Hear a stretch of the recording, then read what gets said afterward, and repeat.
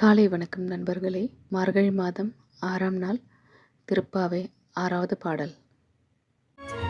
உள்ளும் சிலம்பினகான் புல்லரையன் கோயிலில் வெள்ளை வெளிச்சங்கின் பேரரவம் கேட்டிலையோ பிள்ளாய் எழுந்திராய் பேமுலை நல்ஜுண்டு கள்ளச்சகடம்